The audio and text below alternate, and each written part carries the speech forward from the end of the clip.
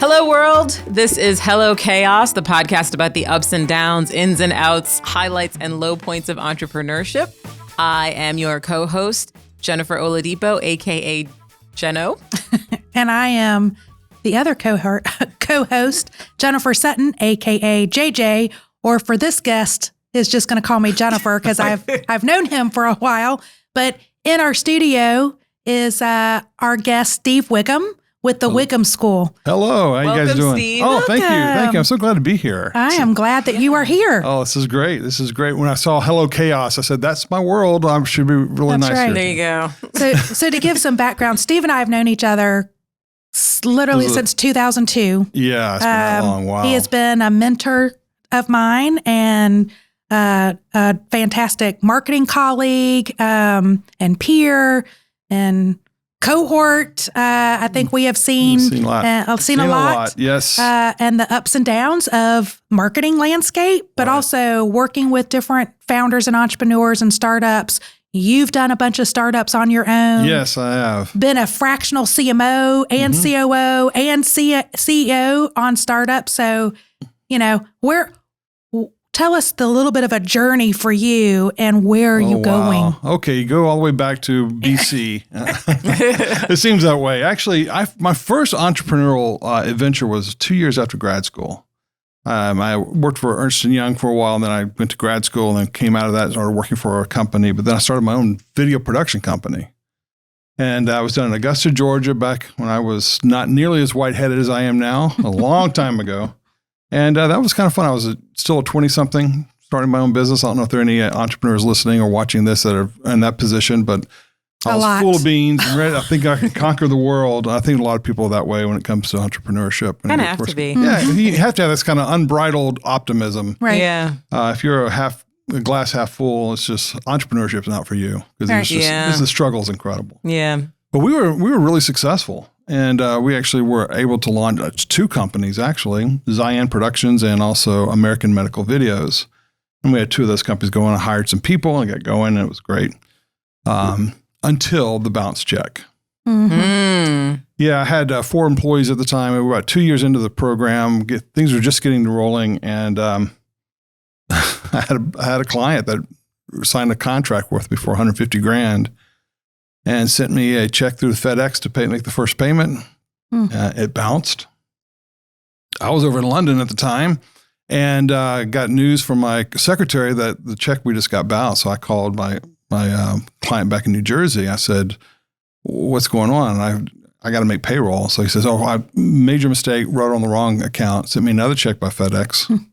It bounced as well. And then, of course, I had told my secretary, the new check's coming in, go ahead and get the payroll running. I get back from London and the bank's angry with me because all of these checks are written. They said, we're going to have to just dishonor them. Oh, wow. So I had to whip out my Visa, my American Express and all this just to make payroll. Oh, wow. Now, when you're 27, 28 years of age and that happens to you, that whole thing just like really kind of gets you going. But yeah. It's crazy. I mean, that's what happens in entrepreneurship. You just got to realize. So was it that was that kind of it? Like your margins were too small and that was actually I found a company to actually merge into that kind of let me lick my wounds for a while. It took me a few years just to get everything back to normal. Yeah. But I'm sure psychologically too. Yeah. Oh man, it was devastating. So, but I think that most entrepreneurs have stories similar to that, if they've done anything significant. Yeah. You got to go through some stuff. And then I know you've been in the marketing game for a long time. Oh, yeah. But then you had an epiphany about a year ago. Oh, yes, I did. And actually, I call it my fourth quarter. I sat down and actually I had merged my consulting firm into another firm out of Montreal, decided that was not going to work. And so they were wanting to take the business in a direction I just didn't feel comfortable. So I decided, maybe I should just step away. So I got rid of my interests in the company. I was a partner at the time. We decided how to basically walk away in an amicable way. They're still friends. That's wonderful. And then I realized I can go back into consulting, which I have been doing for 15 years on my own, or what else could I do? Mm-hmm. And I realized I didn't want to continue the consulting role. So I had marketing consulting. I know. I can't believe it. And that's when your whole life dedicated to one thing, and then you decide to let's just change all the rules here. Yeah. Why? Yeah. What was it? I mean, were you just kind of? I think it was like, okay, I started doing math and I realized I'm probably in the fourth quarter of my life. Okay. I turned 60 this year. So I'm a little bit older than you guys for sure. And, I know I got a few really good years left. I could just do this and do consulting until I retire, have a nice nest egg, play golf every Tuesday and Thursday or whatever. Or I could replow my career. And so I decided to replow and actually came up with this idea of this fourth quarter. What am I going to do with it?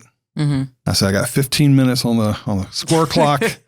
And I feel like I'm 2 touchdowns behind. What am I going to do in the fourth quarter? I was about to say, are you up? Or you I know, I'm down. I'm down. I think anybody who's done some entrepreneurship realizes most of us are down by then. But anyhow, so I decided to look at different things. And I hired a CEO coach out of Fort Worth, Texas. And he was just fantastic. And he kind of led me through a process. And I realized. Like a self-discovery? Yeah. And I didn't realize, well, first of all, he kind of kicked me pretty hard.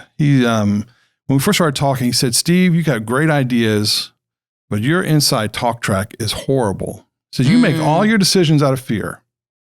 Oh, wow. And I go, okay, don't like to be talked that way. Okay. But he was right. He was right. I mean, I appreciated his candor. I didn't want to hear it. And I think many of us, we really kind of look back and say, a lot of the decisions we do make is out of fear. Yeah. Yeah. Mm-hmm. And what do you do with that? And so he actually helped me a lot along the way. And he started helping me align all the things that I'm interested in, all the things I'm skilled in, all the things that people need. And we went through the whole process and came up with a new idea. It came out of nowhere. This wasn't a regeneration of an idea of ideas past. It was a brand new. Yeah. And it was the Whigham School, which is actually nonprofit. I'm going into nonprofit now after trying to seek profits all my life. So, okay, Whigham School, so cool. But before you get into that, I would love to hear, so when you realized you're making all these fear-based decisions. Yeah. What did you find as a different motivator and how did you get there? I think it's something all of us that want to be entrepreneurs need to face. What really is our most important motivation in life. I think a lot of times we make decisions about entrepreneurship, not so much based upon what really moves us deeply, but it's what we think people will appreciate and give us credence for. So it's mainly about showing off. I think a lot of entrepreneurs approach it saying, well, I want to be known as an entrepreneur because I had that same exact motivation as I began. I could be just anybody sitting in a corporate world and just, working out of a cubicle the rest of my life, or I could be my own man, create my own company, do my own thing, and kind of show off that I can do these things. That's really a poor motivation. And I think as I'm getting older, I'm realizing that. And I said, what can I do that really will just be something I can just be proud of? And proud of for the right reasons. And so that's where the Whigham School came from. I was trying to say, how can I really solve a big problem? And so, voila. And it came out and I said, this is what I can do the rest of my life. I'm not going to get rich off of this because it's a nonprofit. So I'm not looking to sell out and doing a big, huge IPO later.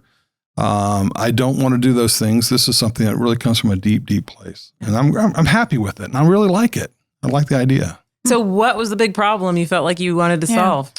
It has to do with the way we're preparing our next generation students. We think about this is all college. I've been around in and out of the higher education for many years. I've been adjunct professor. I've been on administrator of a university. I've done all those things as well. And I love higher ed. It just absolutely turns me on. And I'm still actually an adjunct professor at 2 universities here in the upstate. And I love it. But I wanted to find out, what are we doing that could be better? What is the best possible life people could live? And if they were to step into this world after graduation, what would they need to know and be prepared for in order to be true leaders in the world? And I think that the global marketplace is not going away, nor should it, actually. Mm-hmm. I think it'll keep wars at bay and make us all a little bit happier. If we have mutual self-interest. Exactly. That's right. I'm not going to blow you up because you're supplying me with silicon chips. And you're not going to blow me up because I got a bunch of wheat to sell you. And, so that's what I'm hoping will happen. But who are the people who are going to lead in the future? What are the skill sets they need to have? What kind of knowledge, what kind of experience, what kind of a perspective? And I started reverse engineering it from that. And that's where I came up with the Whigham School. It's a brand new program. Like good human currency. Exactly. Yeah. Exactly. You know, we hear a lot of conversations about STEM, you know, you train your kids, which I totally agree with. But also, I think there's the understanding of humanity is the big thing. So this is a global leadership program. We send students abroad for 2 years, which is crazy. Yeah. Mm-hmm. 6 different continents they'll be living on for those 2 years. 50 plus countries they'll visit. Hundreds of cities, because we'll see multiple cities in each country. They're going to learn 5 brand new languages while they're abroad. And this is like first and second year college students. Yeah, it could be. Actually, there's one university I'm talking to that wants to do a whole grad program. They want a graduate program in global leadership. So if you've already had your degree, they think a global leadership master would actually be much more powerful and important and influential than an MBA. Mm-hmm. So they said, pour all this into an MBA, a master's level program for all those people who really want to lead in the future. And so we're working on that. I'm actually flying down, it's the University of the Virgin Islands. I'm flying down on the 29th, going to spend time with them. The governor of the Virgin Islands, Governor Bryan, meeting with him and his staff to get it all set up so that they can do it. I love working with these guys. They are just so ready to do something big. And Dr. Camille McHale is the provost there, and it's just been great. I'm so excited. So the Whigham School is the curriculum, the structure of here, University X. You can bring on the Whigham School, and you can offer this. Exactly. Okay. Exactly. I've done that to already 10 universities, and this has just started in the last few months. Okay, so in 10 universities I've already been in front of. They have seen it, and I've actually worked in integration programs so that you can fit it inside. You can go to Clemson University, get a degree in business, but also get a double major in global leadership and spend 2 of the 4 years you're in college abroad. Yeah. And you mix those 2 together, you can imagine you're walking out and trying to get a job. You say, well, I got a business degree from Clemson, also got a certificate in global leadership, and I'm a double major in that. And I speak not only English, but French, Spanish, Hindi, Arabic, and Mandarin. Yeah, yeah.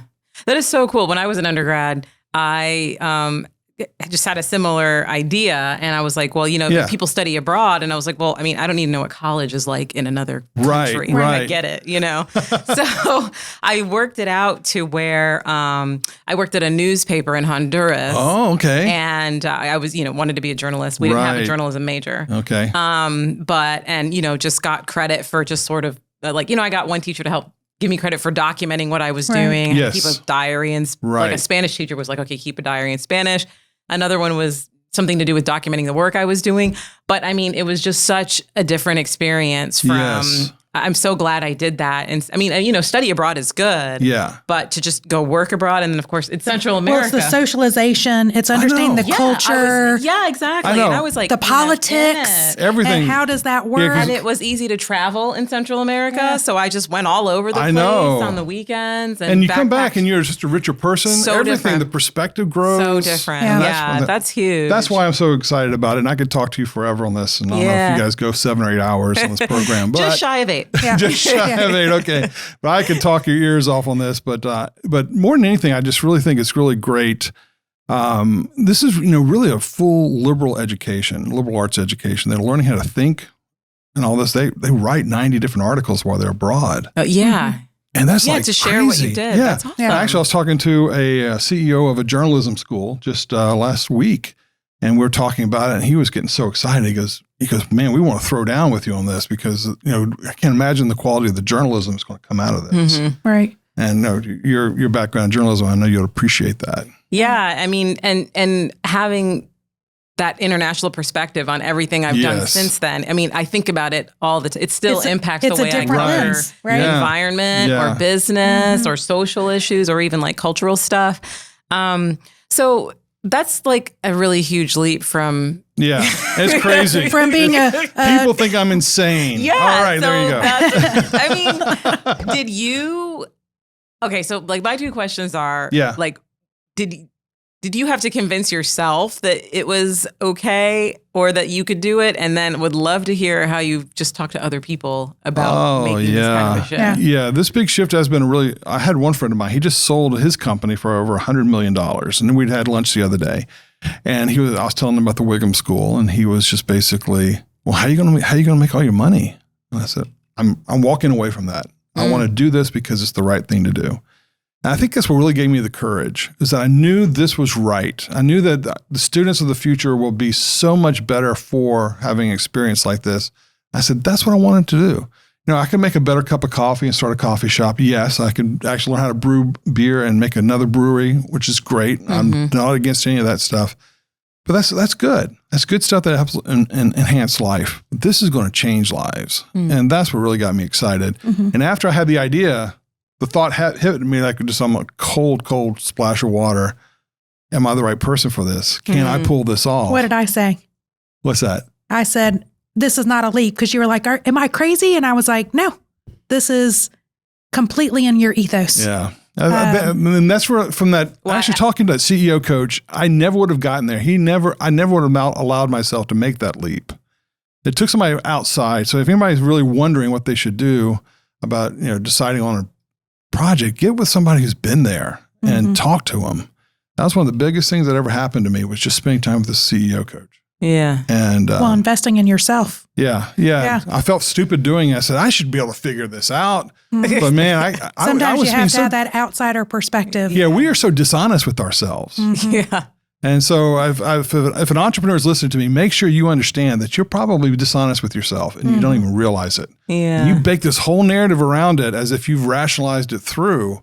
And you probably need somebody to come there and shine a light right into your thinking, because you'll find out, okay, that's why it's not working for me. Right. That's why, yeah. But it was a natural leap, because I've known you for literally almost 20 years, and he's a natural educator. So you create ideas, but not just ideas. It's like formulating programs and all the way through.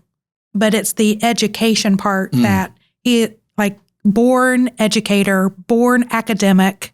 Yeah. It's just, you consult through service and through education. That's why I was like, this is not a leap. It takes outsiders to see that. It does. I never would have actually known that, even though I may have been demonstrating it every day. Yeah. And I probably find great joy in it. And I do find great joy in that. But I would never allow myself to admit it, because I thought all the entrepreneurs that I know are this way. And entrepreneur that I want to be is this way. And so a lot of times we'll actually mold our personality, our approach, the methodology to fit someone else's life and their style and their strategy. My idea for, which I wish I hadn't waited till this time in my life, but to go after what I know is best for me. And I did not allow myself to realize it until to find your why. Yeah, exactly. And it's, you're right. And even though, I know you said, oh gosh, I'm entering in the nonprofit world. It's an innovation within the academic world of this, I'm going to call it school in a box. Yeah. That's like curriculum in a box. Yeah. But also there's an innovation in the nonprofit. So yes, it is. And that's when I actually had a fundraising firm that wants to raise money for me, which I totally appreciate. Of course, they want a fee for that, naturally.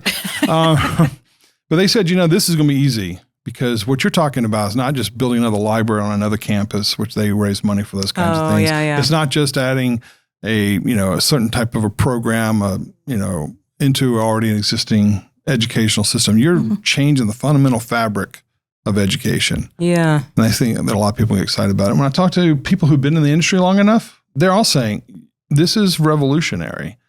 And I don't say that to brag about it, because it really didn't come to me other than get coached out of me is what it did. So. Yeah. I think the thing too is, like, people forget that, nonprofit it's a tax designation, right? That doesn't mean it's not a business. That doesn't mean there's not innovation. That you still have to have operations, logistics, product You've development. Have something that somebody wants. Sales. Okay, marketing. I have to crawl underneath this table now. You have to have all of that. It's it's all part of that. Yeah, I have 15 business systems I'm creating at the same time. And these 15 business systems are significant. Yeah. And all of them are necessary for the operation to work. And so if, that's a challenge. Yeah. So okay, this is new. I mean, this is kind of been in the last few months to a year that you've kind of been April, May of this year. What's been the journey like? I don't know. It's been such an obsession. I've been working around the clock to the point where I know I'm so sleep deprived, it's ridiculous. And anytime you get something that's really passionate, you'll find yourself doing that. You can't help it. Yeah. You can't help it. And I don't know when I'm going to be able to rest. I hope it'll be soon, but I probably won't be able to rest until I know that all the cylinders are firing. Mm-hmm. And, it's exciting to be a part of it. Are there any fears now? Are they different from what they were before, or do you just treat them differently? Are you still making your decisions in a fear-based? No, I'm actually learning how to know when fear comes around and label it. That's a fear. How do you know? How are you identifying that? Just the fact that I break out in a sweat and, And then you're like, stop it. Stop it. No, you start thinking, can I do this? You start having self-doubts. You start becoming uncertain about your decisions. That's when fear is creeping in. So what do you say to yourself, or what are your checks to go, let me talk myself out of that fear? Yeah. I look at it and say, okay, I'm fearful about raising money right now. I'm actually putting together a scholarship program that is going to be a major way that most students can come. We wanted to make it egalitarian. So, you can imagine sending a student across the world for 2 years, buying it's super expensive. Yeah. Mm-hmm. The budget is huge. But I only want them to have to pay $20,000 to do the entire 2 years. Mm-hmm. So that I can get it to anybody who, no matter what station in life, they would find a way to be able to get $20,000. Mm-hmm. And of course, universities look at it and they go, you're going to give them that many credits for only $20,000? They are, that's just the mathematics of the university. I said, yes, because it's that important. It needs to be inclusive. Right. So raising funds is just a big fear. I'm an introvert. And I don't do I go to like a party and I like to stay in the corner. Yeah. I just not this person. That's where Whigham and I were joined. We met in a corner. We met somewhere. We held a wall up. Yeah, exactly. So I'm an introvert, and some people are extroverts who could just love just jumping in and meeting people and stuff. I have to work up energy and for that, and so raising funds is difficult for that reason. But the fears come. Can I do this? Am I incapable? And I realize, I can do that. And I've been doing it. It's been successful, so we're glad for that. But that's been my biggest fear is just, can I pull this off? Is that the big next step of, I've got to get the funding through this fundraising? Yes.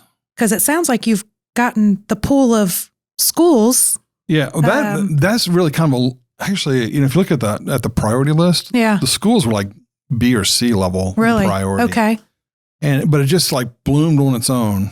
I've already had 9 students who want us to go ahead and sign up. I haven't even advertised it for the students yet. Yeah. And just through word of mouth. Students said, mostly parents. Parents say, I want my student. That's right. I had this one lady who sent me an email, said, I got a 7th grader.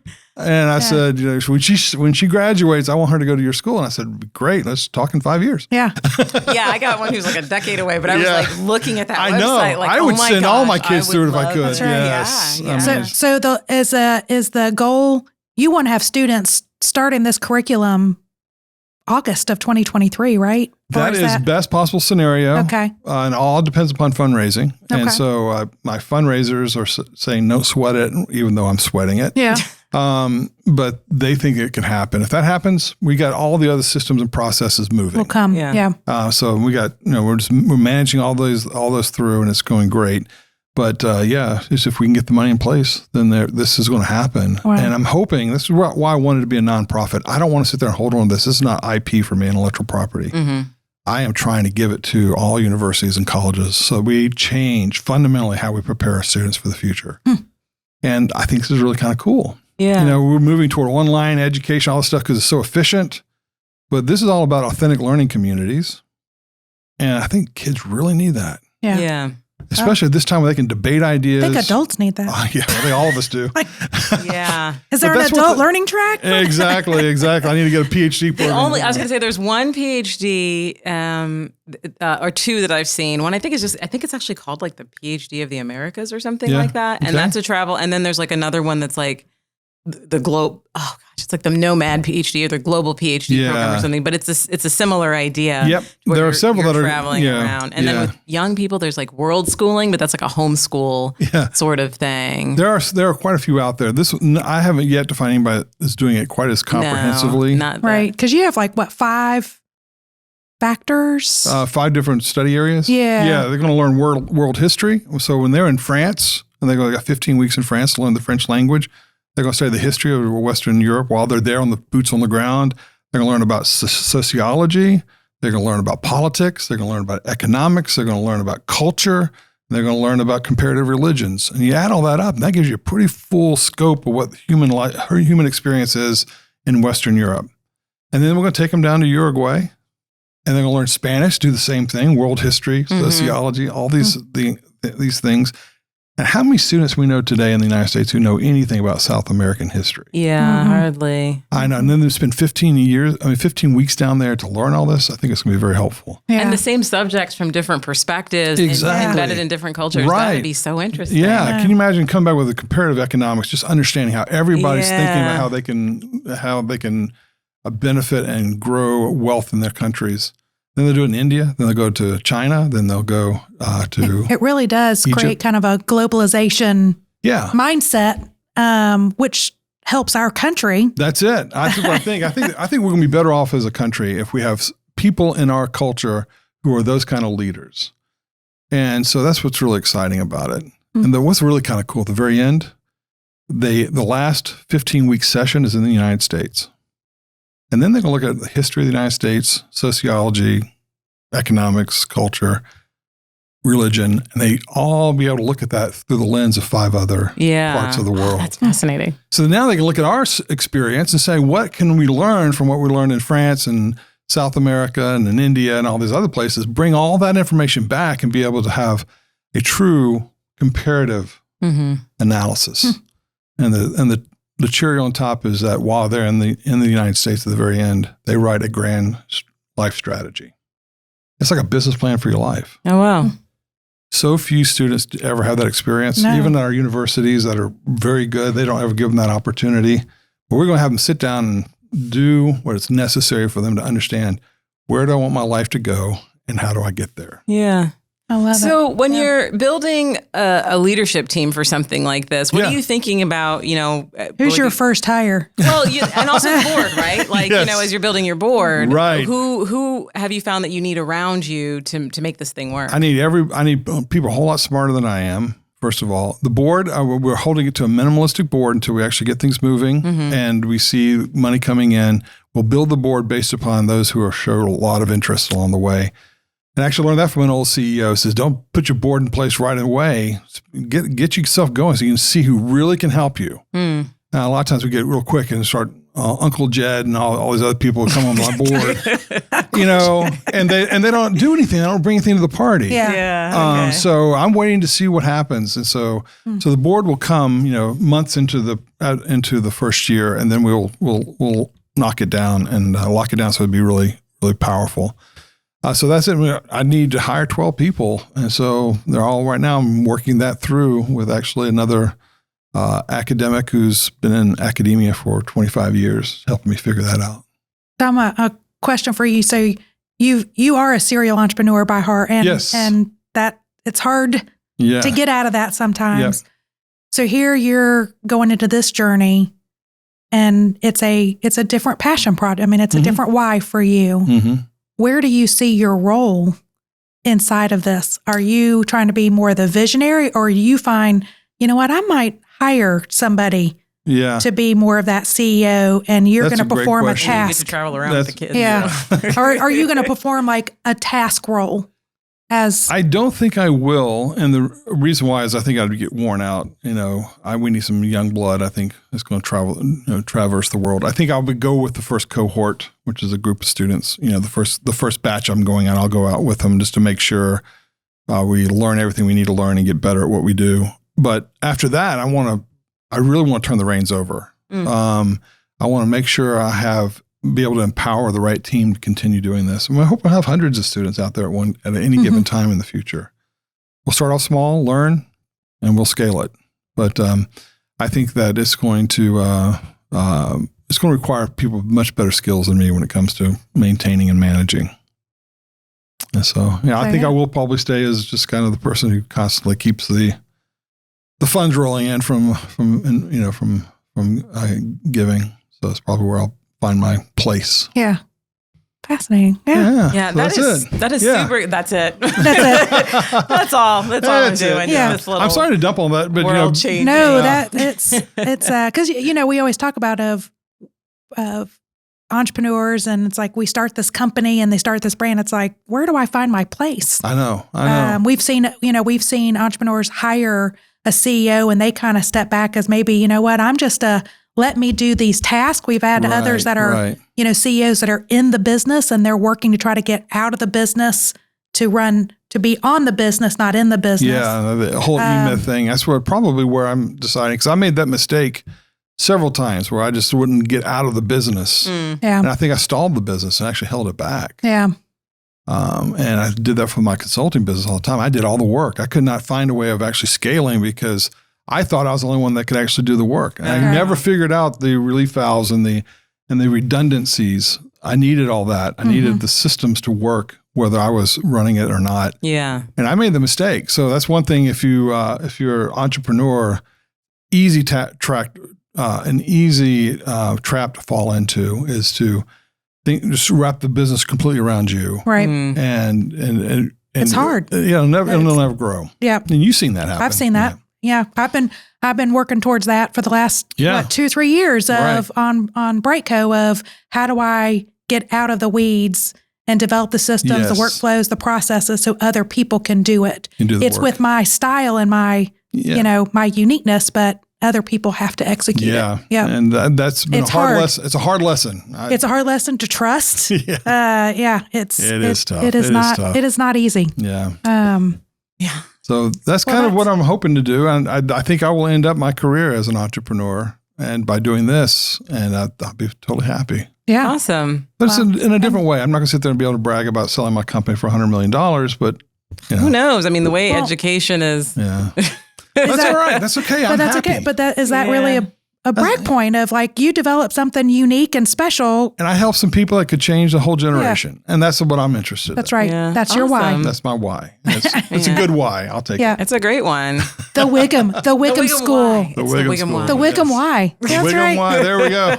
WW. Oh, by the way, I don't want you guys to think I'm vain. This is actually named after my dad. Oh. Yeah, because I just admired him so much. He had such a wonderful spirit, so loving toward other people. And he just valued people. And that's what I want the students of the Whigham School, they walk away as having kind of my dad's spirit, where they can look at people and say, everyone I meet, I value. That's the legacy. That's it. Yeah. Because I hope there's some humility that'll grow out of it. So how do people find more information about Steve Whigham and the Whigham School? Go to whighamschool.org. That's the best place to go. And I'm going to read it off your shirt. Whigham. Yes. Whigham. Yeah, it's an old English name. Whigham. 2 H's in there. And it ends with an M. Whigham. Whigham. Yeah, Whigham. You got to kind of be a little bit. Whigham School. A little bit of condescension as you go. There you go. Pinky up. The Whigham School. No, actually, I just couldn't find a better name, and not because it's mine, but it was because I just want people to know my dad. Great. I love it. Yeah. And to find more about us and our other awesome guests. Yes. This was great. So to learn more about our podcast, if you want to watch and hear this even better, I don't know, it's orangewhip.com, and that's WIP. You can go to the Hello Chaos page. The Hello Chaos podcast is available on every podcast platform, whether it's iTunes, Spotify, you name it. YouTube, you go there. Whatever you want. Hello Chaos. We do have, I will say, I am proud to say we do have an E rating.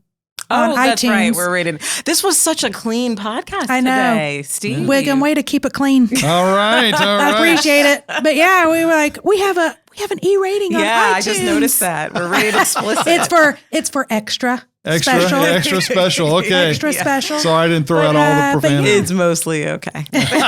Mostly okay. But Yeah. But no, we're available everywhere. But Yeah. And so, I mean, Whigham's going to be everywhere. I'm so excited to see this. I can't imagine a university or college or Anybody, program turning this down. Yeah. So we've been successful so far. So we're glad. Awesome. Best of luck and thank you for sharing. Thanks. Thanks for coming in the studio. JJ and Jenno, I'm going to get this all right. The two Jennifers, I really appreciate you guys taking time with me.